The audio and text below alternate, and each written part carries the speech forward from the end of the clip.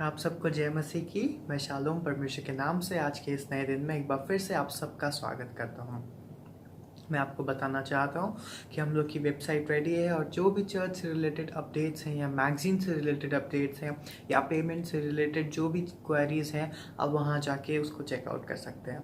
आइए आज के दिन को शुरुआत करते हैं। अपने सरों को झुकाएंगे और हम लोग प्रार्थना में जाएंगे।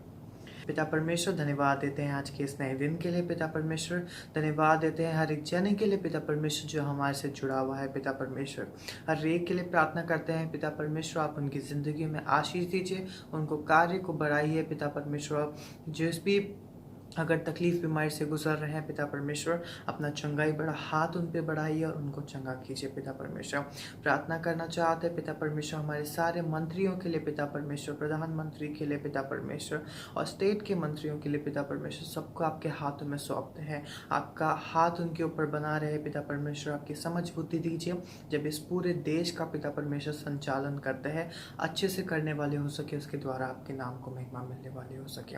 सब चीज़ों का आपके हाथ में सौंपते हैं, यीशु मसीह के नाम से मांगते हैं, आमीन। आइए परमेश्वर के वचन में से एक अध्याय पढ़ेंगे। Psalms 23:3 He refreshed my soul, He guides me along the right path for His name's sake। Hindi में पढ़ेंगे।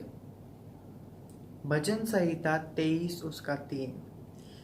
वह मेरे जी में जी ले आता है, धर्म के मार्ग में वह अपने नाम के निमित्त मेरी अगुवाई करता है। परमेश्वर का धन्यवाद देंगे इस सुंदर वचन के लिए। आज के इस दिन में परमेश्वर हमको बताता है कि वो हमें एक रिफ्रेश्ड स्पिरिट देता है। अगर हम लोग प्रॉब्लम्स में चले जाते हैं या हम लोग गलतियां करते हैं, उसके बाद जब हम परमेश्वर के पास दोबारा आते हैं, जब हम उसको बोलते हैं कि परमेश्वर, जाने अनजाने में हमसे गलती हो गई है, जब हम उसके पास वापस जाते हैं, वो हमें उससे कहीं गुना ज़्यादा प्रेम करता है जितना वो हमसे पहले करता था।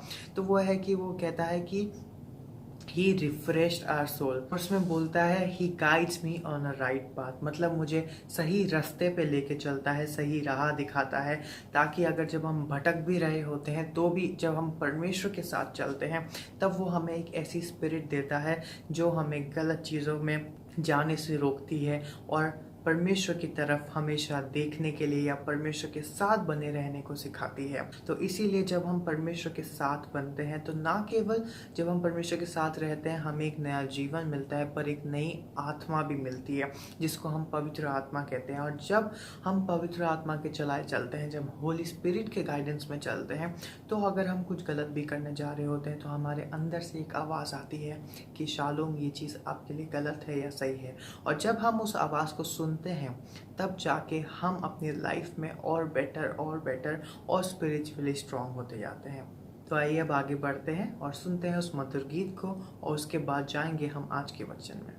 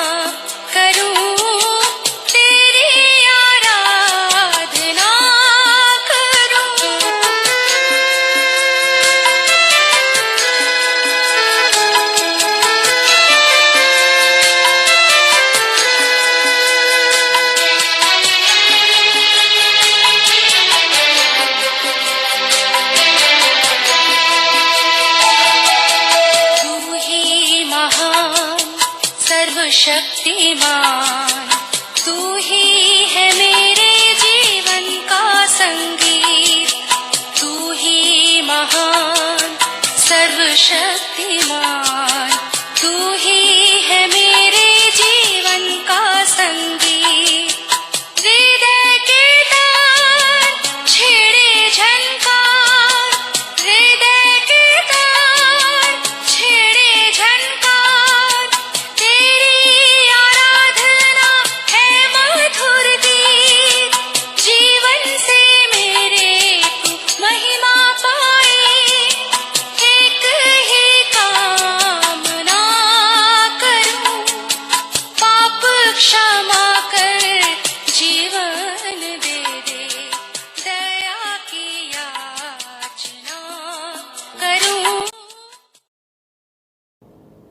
प्रभु परमेश्वर को हम धन्यवाद देंगे आज की सुबह के लिए। आज की सुंदर सुबह प्रभु ने हमें दी है कि आज के दिन में हम आपकी परमेश्वर की तारीफ कर सकें। आप सभी के लिए धन्यवाद। परमेश्वर आप सबको बहुत आशीष दे। आज का दिन हम सब के लिए आशीष का दिन बने और हम प्रभु परमेश्वर की महिमा कान बन सकें। आज फिर एक नए विषय को लेकर मैं आपके सामने हूँ। परमेश्वर हमें ऐसी बरकत दे, ऐसी आशीष दे, ताकि आज का डिवोशन हम सब के लिए आशीष में बने। आपके उन सारे संदेशों के लिए मैं धन्यवाद देना चाहूँगा, उन सारे मैसेजेस के लिए जो आपने अप्रिशिएट किया है और परमेश्वर के वचन से आशीष को पाया है। प्रभु आपको बहुत आशीष दे। एक नया विषय है आज। एक प्रश्न के साथ हम शुरू करेंगे। मरने के बाद मेरा क्या होगा? लोग जिंदा रहते हैं, कई लोग कहते हैं कि क्या देखना, मरने के बाद कुछ नहीं पता लगेगा। लेकिन नहीं, मरने के बाद क्या होने जा रहा है? क्या हमें मालूम है कि मरने के बाद हमारा क्या होगा? और एक दूसरा प्रश्न आता है, मैं अनंत जीवन कहां बिताऊंगा? अनंत जीवन कहां बिताऊंगा? इसको मैं थोड़ा सा और आपके सामने स्पष्ट करना चाहूंगा। अनंत जीवन कहां बीतेगा और मरने के बाद मैं कहां जाऊंगा? क्या हमें मालूम है कि हम कहां से आए हैं? ये प्रश्न आज मेरे और आपके सामने है कि हम कहां से आए और कहां जाएंगे। आज मनुष्य जब इस पृथ्वी पर पैदा होता है तो उसके अंदर एक आत्मा रहती है और वो आत्मा जब तक आत्मा है तब तक ये शरीर जिंदा है, और जिस दिन वो आत्मा निकल जाती है उस दिन ये शरीर मिट्टी रह जाता है। वो आत्मा कभी मरती नहीं है। मरने के बाद, इस शरीर को छोड़ने के बाद उस आत्मा का क्या होगा? कई लोगों का कहना है कि अलग अलग योनियों में बिल्ली, कुत्ता, भालू, ये ऐसे चीज बन जाएंगे हम। पर क्या अनंत काल का जीवन कहां बिताएंगे? मरने के बाद मेरा क्या होगा? क्या 84 लाख साल तक उस नरकों में एक एक साल तड़पता रहूंगा? जिस नरक की बात हिंदू शास्त्र करते हैं, वेद करते हैं, जिसमें लिखा है कि मरने के बाद 84 लाख योनियों में से होकर हमें आना पड़ेगा। क्या हम मरने के बाद 84 लाख साल तक तकलीफ उठाते रहेंगे? क्योंकि आत्मा कभी मरती नहीं। बाइबल क्या कहती है इस बारे में? मैं आपके सामने बाइबल से इसको स्पष्ट करने की कोशिश करूंगा कि वचन क्या कहता है कि मरने के बाद मेरा क्या होगा। जब हम अपने जीवन को देखते हैं कि मरने के बाद क्या होगा, मैंने अनंत काल के जीवन के लिए रिजर्वेशन किया हुआ है। उसको मैं आगे स्पष्ट करूंगा। वचन में लिखा है, प्रकाशित वाक्य उसका 21 अध्याय और उसके 1, 2 और 3 पद को मैं आपके सामने पढ़ूंगा।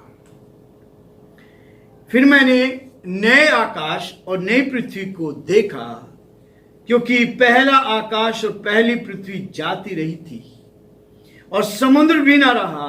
फिर मैंने पवित्र नगर यरूशलेम को स्वर्ग से परमेश्वर के पास से उतरते देखा, और वह उस दुल्हन के समान थी जो अपने पति के लिए श्रृंगार किए हो। 3 पद कहता है, फिर मैंने सिंहासन में से किसी को ऊंचे शब्द से यह कहते हुए सुना, देख, परमेश्वर का डेरा मनुष्यों के बीच में है, वह उनके साथ डेरा करेगा। परमेश्वर अपने इस वचन के पढ़े और सुने जाने पर आशीष दे। आमीन। प्रकाशित वाक्य का लेखक यूहन्ना उन सारी भविष्य की बातों को बताता है।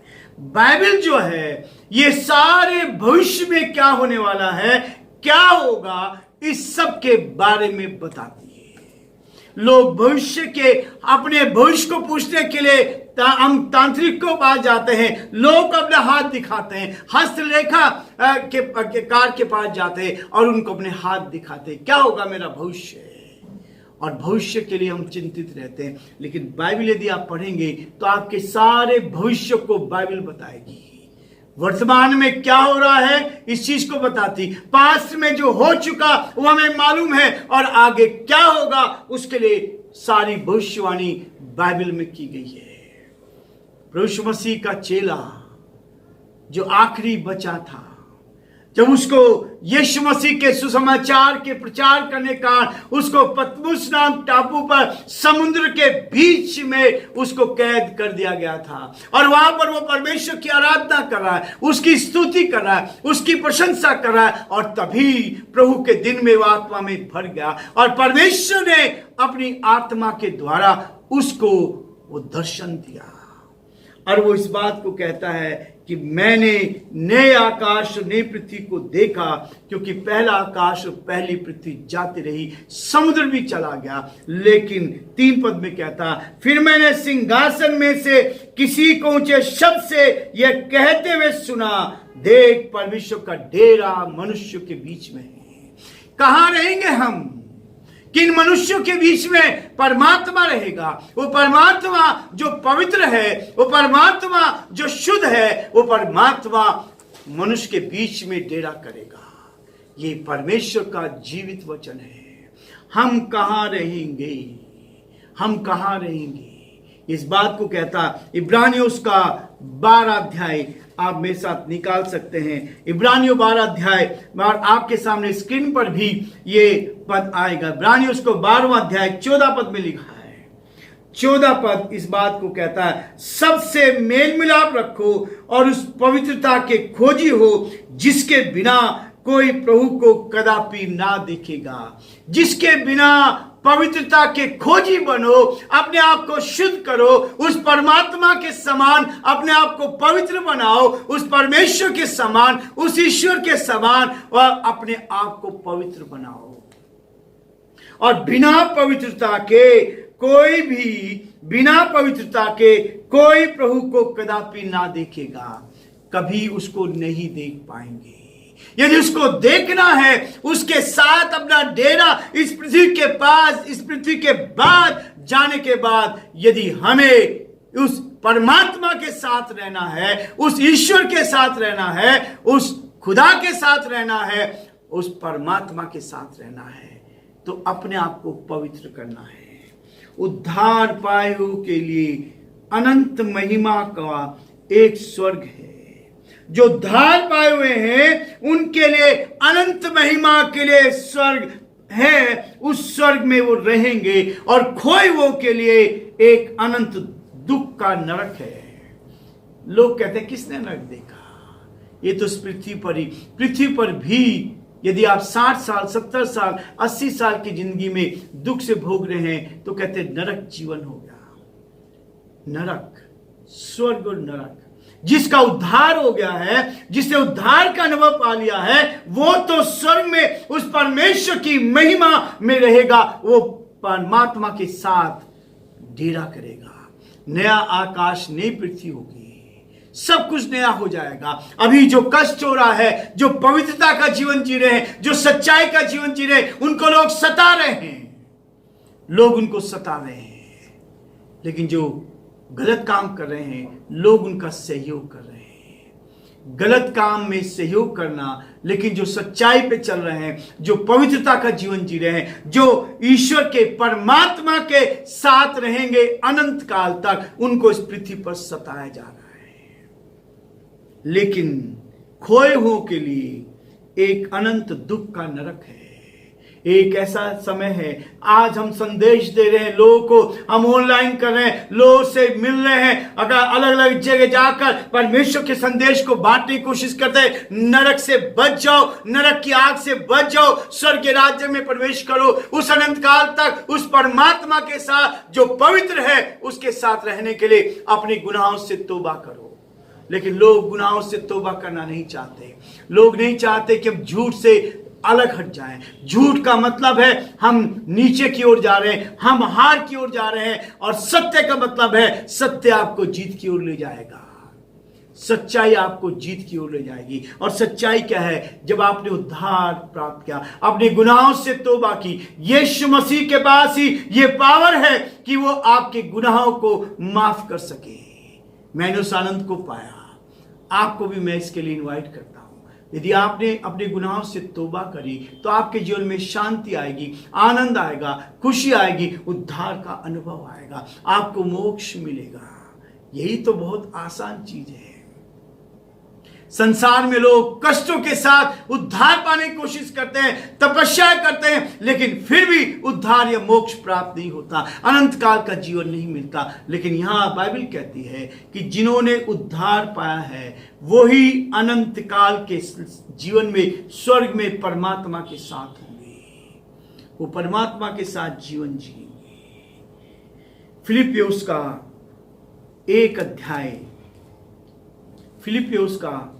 1 अध्याय उसके 13 और 14 पद में यदि आप देखेंगे, 13 और 14 पद में बहुत स्पष्ट लिखा है। क्या लिखता है देखिए, और यहां तक कि कैसर के राजभवन की सारी पलटन और शेष सब लोगों में यह प्रकट हो गया है कि मैं मसीह के लिए कैद हूं।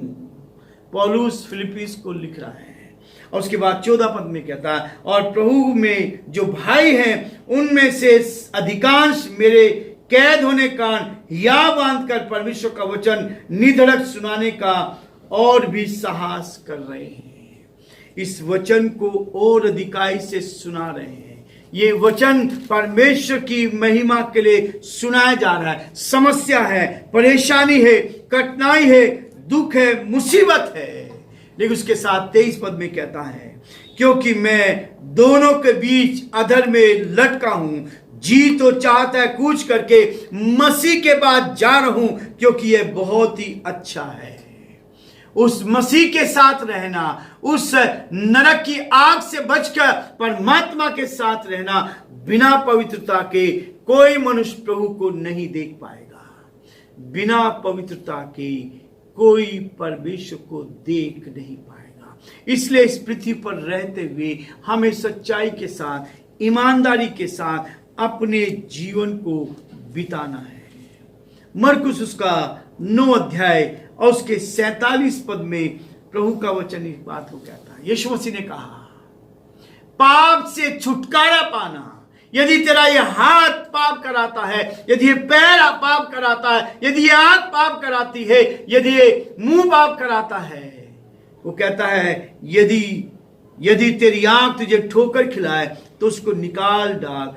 काना होकर परमेश्वर के राज्य में प्रवेश करना तेरे लिए से भला है कि 2 आंखें रहते हुए नरक में डाला जाए।